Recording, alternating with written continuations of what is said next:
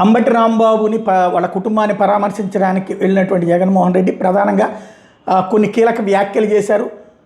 ఇప్పుడు లడ్డూ విషయంలో ఎట్లయితే మోసం చేశారో అంతకుముందు సూపర్ 6 విషయంలోనూ అంతే మోసం చేశారు ప్రజల్ని. మేము ఇదే మాదిరిగా ఫ్లెక్సీలు పెడితే ఒప్పుకుంటారా? సిట్వే నెయ్యిలో ఏమీ కలవలేదని రిపోర్ట్ వస్తే ఎవరైనా చంద్రబాబుని ఎందుకు అబద్ధాలు చెప్పామని ప్రశ్నిస్తే అంబటి అన్న మీద దాడి చేశారు, కర్రలతో రాడ్లతో దాడులు చేశారు. అది కూడా పోలీసుల సమక్షంలో. అంబటన్న అటాక్ వలన అలా ఒక మాట అన్నాడు. నేను అడుగుతున్న చంద్రబాబు, పవన్ కళ్యాణ్, లోకేష్ని మీరేం రియాక్షన్ లేకుండానే బూతులు మాట్లాడుతున్నారు. ఆయన అంబటన్న ఇంటికి వచ్చి ప్రెస్ మీట్ పెట్టి నేను తిట్టకుండా ఉండాల్సిందని కూడా చెప్పాడు. అంబటన్న నేను మాట్లాడడానికి చింతిస్తున్నా అని చెప్పినా కూడా దాడులు చేశారు. ఎమ్మెల్యే మాధవి వాళ్ళ భర్త గారు దాడులు చేసి ఇంట్లో వాళ్ళని తిట్టారు, ఆఫీసుని కాలబెట్టారు. ఇవన్నీ పోలీసుల సమక్షంలోనే 5 కార్లు ధ్వంసం, ఇళ్లద్దాలు ధ్వంసం. తన మీద దాడి జరుగుతూ ఉన్నా, తనను ఒకవైపున తిరుగుతూ ఉన్నా, అప్పుడు భావోద్వేగంలో ఆయన 2 తిట్లు తిట్టినందుకు ఇంటికి వచ్చి బాధపడి ప్రెస్ మీట్ పెట్టి మీడియా సమక్షంలో ఆయన దీనికి వివరణ ఇస్తూ, అయినా నేను తిట్టకుండా ఉండింటే బాగుండేది, నేను చింతిస్తున్నాను అని సంస్కారం కలిగిన వ్యక్తిగా అంబటి రాంబాబు అన్న వివరణ కూడా ఇచ్చాడు. అంతటి సంస్కారం ఉన్న వ్యక్తిని నిజంగా చేతనైతే పొగడాలి, నిజంగా చేతనైతే పొగడాలి.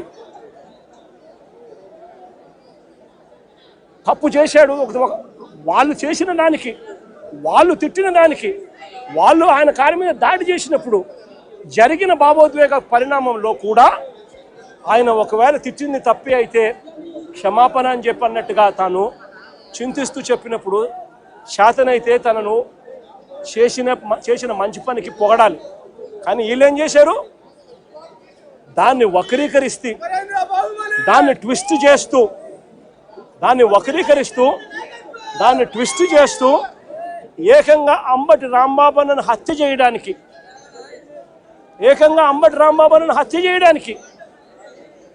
ఏకంగా 5 గంటల నుంచి, సాయంత్రం 5 గంటల నుంచి రాత్రి 1 గంట దాకా,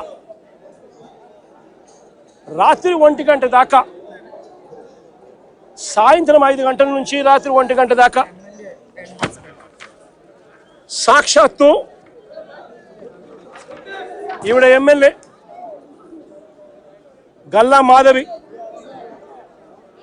ఇక్కడ మనుషులను వేసుకొని వచ్చి ఈవిడ ఆధ్వర్యంలోనే రాంబాబు అన్న ఇంట్లో దాడి, 5 కార్ల ధ్వంసం, అద్దాలు ఇంట్లో ఇరిగిపోయినాయి, సామాన్లు ఇంట్లో ఇరిగిపోయినాయి, పక్కనున్న ఆఫీసులో మొత్తం అన్ని పగలగొట్టేసినారు. ఇంట్లో ఆడవాళ్ళు ఉన్నారు, ఆడవాళ్ళ ప్రాణాలకు నష్టం జరిగే విధంగా తిడుతూ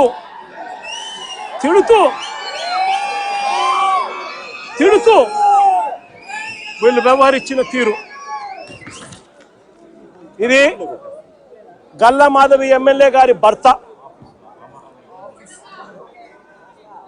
సాక్షాత్తు అంబటి రాంబాబు అన్న ఆఫీసును పగల కొడుతూ ఆ రూమ్లో ఉన్నప్పుడు ఫోటో. నేను అడుగుతా ఉన్నా,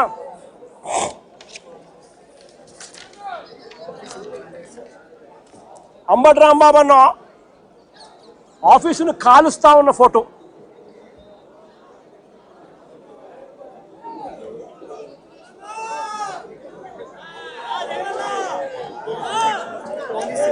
నేను అడుగుతా ఉన్నా, ఇవన్నీ పోలీసుల సమక్షంలోనే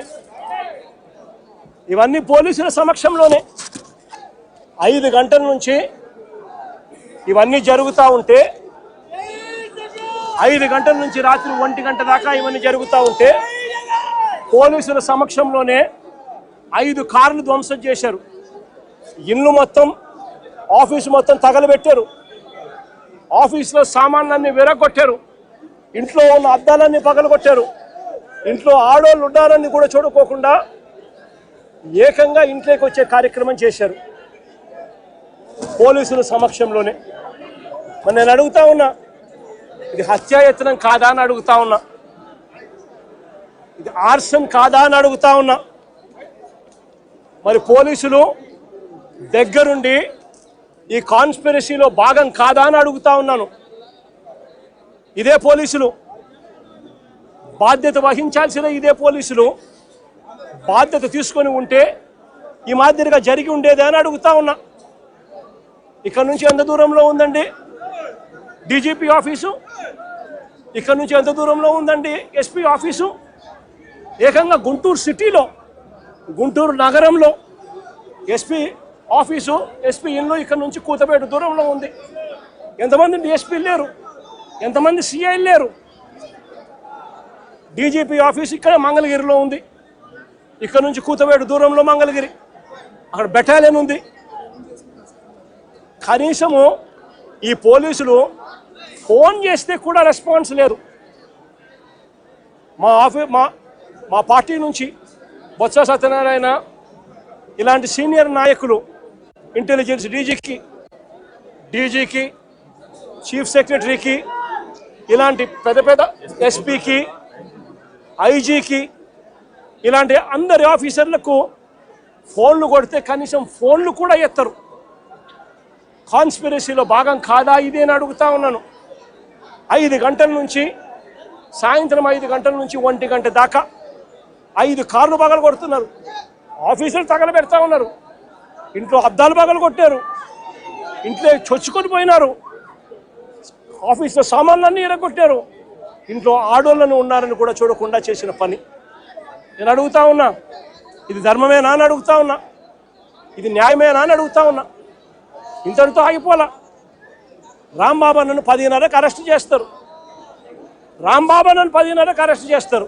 ఎందుకంటే వీళ్ళు చేసిన ఆరోపణలు ఏదైతే ఉన్నాయో ఆ ఆరోపణలన్నీ కూడా అవాస్తవము అని ఏకంగా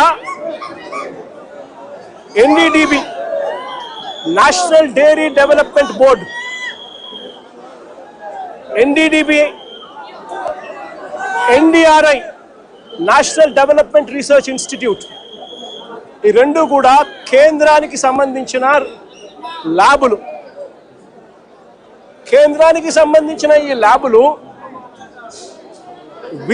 వీళ్ళ హయాంలో వీళ్ళు ఇచ్చిన టెస్ట్ శాంపుల్ అవి టెస్ట్ శాంపుల్ కూడా అనలైజ్ చేసి వాళ్ళు సిబిఐ ఆధ్వర్యంలో అనలైజ్ చేసి ఈ నెయ్యిలో జంతువుల కొవ్వు కానీ, గొడ్డు మాంసం కొవ్వులు కానీ, పంది కొవ్వు కానీ, చేప నూనె కానీ, ఇటువంటివి ఇంకొకటి కానీ ఇటువంటివి అవి ఏవి లేవు అని చెప్పి నిర్ధారణ చేసి సర్టిఫికెట్లు ఇస్తే ఆ సర్టిఫికెట్లు సాక్షాత్తు సిబిఐ వాళ్ళ సిబిఐ ఛార్జ్ షీట్లో ఈ ఎన్డీడీబీ సర్టిఫికెట్, ఎన్డీఆర్ఐ సర్టిఫికెట్ రెండు కూడా పెట్టి సిబిఐ ఛార్జ్ షీట్ కూడా క్లోజర్ ఇచ్చింది. నేను అడుగుతా ఉన్నా, తప్పు ఒకవేళ చేసుంటే ఆ సిబిఐ ఛార్జ్ షీట్లో వైవి సుబ్బారెడ్డి గారి పేరు, కరుణాకర్ రెడ్డి గారి పేరు ఎందుకు చేర్చలేదు? ఒకవేళ తప్పు చేసినట్టు ఒకవేళ ఆధారాలు ఉంటే, తప్పు నిజమే అయితే వీళ్ళని ఎందుకు అరెస్ట్ చేయలేదు? అంటే సిబిఐ క్లీన్ చిట్ ఇస్తా ఉంది, ఎటువంటి తప్పు జరగలేదు అని వీళ్ళ పేర్లు కూడా ఛార్జ్ షీట్లో పెట్టకుండా, వీళ్ళని అరెస్ట్ చేయకుండా సిబిఐ క్లీన్ చిట్ ఇస్తా ఉంది. ఎన్డీడీబీ ల్యాబు, ఎన్డీఆర్ఐ ల్యాబు, ఈ ల్యాబులు కూడా క్లీన్ చిట్లు ఇస్తా ఉన్నాయి. మరి ఇన్ని క్లీన్ చిట్లు ఇస్తా ఉన్న సందర్భాలలో అసలు ఈ సిబిఐ అనేది ఎందుకు వచ్చింది? వైవి సుబ్బారెడ్డి గారు సుప్రీంకోర్టుకు వెళ్ళి రాష్ట్ర ప్రభుత్వం చేస్తా ఉన్న ఆరోపణలు తప్పు, వీటి మీద విచారణ చేయండి, అని వైవి సుబ్బారెడ్డి గారు సుప్రీంకోర్టుకు వెళ్ళి కేసు వేస్తే సుప్రీంకోర్టు వైవి సుబ్బారెడ్డి గారి పిటిషన్ మేరకు సిబిఐ చేత విచారణకు పర్మిషన్ ఇచ్చింది. వాళ్ళు విచారణ చేసి వీళ్ళెవరూ తప్పు చేయలేదు అని చెప్పి నిర్ధారించి ఎన్డీడీబీ ఎన్డీఆర్ఐ ల్యాబుల సర్టిఫికెట్లు కూడా పొందుపరిచి క్లీన్ చిట్లు ఇస్తే చంద్రబాబు నాయుడు గారు అనే వ్యక్తి, పవన్ కళ్యాణ్ అనే వ్యక్తి, నారా లోకేష్ అనే వ్యక్తి, ఇంకా ఇటువంటి అన్యాయస్తులు ఎవరైతే ఉన్నారో వీళ్ళంతా కూడా చేసిన తప్పుకు చంపలేసుకొని ప్రజలకు, వెంకటేశ్వర స్వామికి చేసిన తప్పులకు లెంపలేసుకొని క్షమాపణ కోరాల్సింది పోయి ఇదే చంద్రబాబు నాయుడు గారు, ఇదే లోకేష్ అనే చంద్రబాబు నాయుడు గారి కొడుకు, ఇదే పవన్ కళ్యాణ్ అనే ఇంకొక వ్యక్తి, వీళ్ళంతా కూడా కూడబలుపుకొని మళ్ళీ అదే అబద్ధాలను నిజమనిపించే విధంగా చెప్పాలని చెప్పి గోబల్స్ ప్రచారం చేయాలి అనే దుర్బుద్ధితో, దురాలోచనతో వక్రీకరిస్తూ ఏకంగా ఫ్లెక్సీలు పెడతారు. నేను అడుగుతా ఉన్నా, తప్పుడు సమాచారాలతో, తప్పుడు విషయాలతో, కుల మతాలను రెచ్చగొట్టే విధంగా అబద్ధాలతో ఫ్లెక్సీలు పెట్టే అధికారం ప్రజాస్వామ్యంలో ఎవరికైనా ఉందా అని అడుగుతా ఉన్నా.